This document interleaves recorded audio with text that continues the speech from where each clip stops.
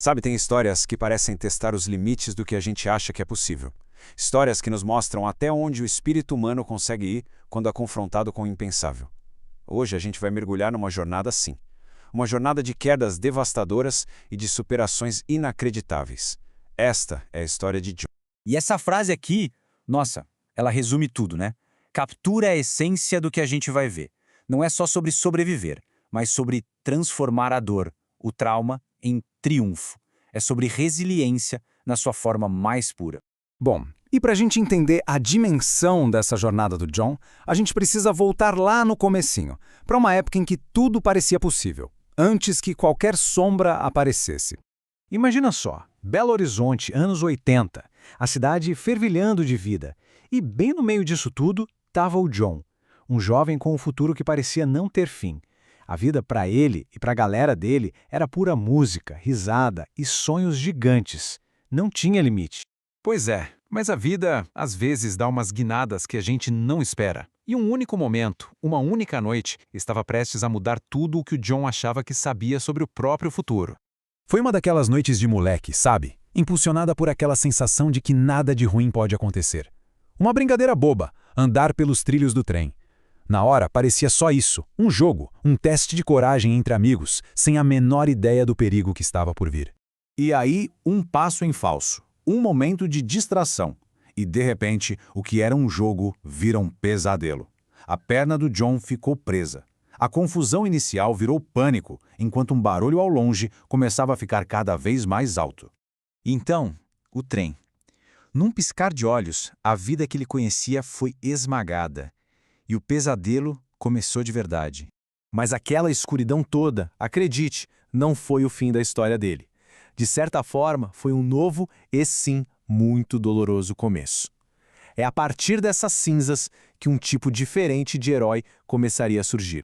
A dor que veio depois é difícil até de imaginar, tanto no corpo quanto na alma. Perder a perna poderia ter acabado com o espírito de qualquer um, mas lá no fundo daquele sofrimento, uma faísca de teimosia se acendeu.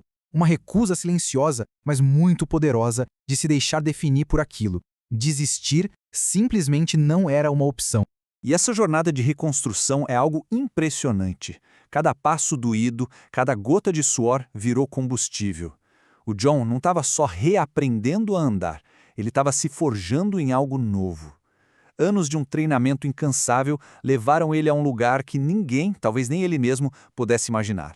A elite do atletismo paralímpico, que virada! Ele tinha chegado no topo, tinha provado para todo mundo, e principalmente para si mesmo, que era inquebrável. E foi lá, no auge, que a vida deu a ele um presente maravilhoso. Mas o destino é cruel às vezes, e preparava uma nova prova. Uma queda ainda mais profunda do que qualquer outra que ele já tinha enfrentado. E o nome desse presente era Lara. Nela ele encontrou um espírito que era o par do dele.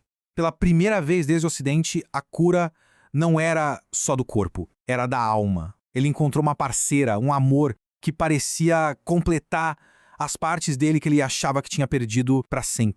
Eles juntos eram mais que um casal, era uma força da natureza. A vida deles era a prova de que a alegria pode sim florescer mesmo depois da tragédia. Havia uma calma, uma felicidade conquistada. Finalmente, parecia que a tempestade tinha passado. Mas essa paz que eles encontraram era frágil. O destino ainda tinha uma carta terrível na manga, um diagnóstico que mudaria tudo de novo: câncer. A batalha agora não era só dele, mas uma luta que eles teriam que travar juntos contra um inimigo que não dá trégua. E aqui a gente vê uma mudança que é impressionante. Pensa só, o John, atleta, focado em superar os próprios limites, virou o John cuidador, lutando contra um sentimento horrível de impotência. A corrida contra o tempo na pista se transformou numa batalha contra o tempo pela vida da pessoa que ele mais amava.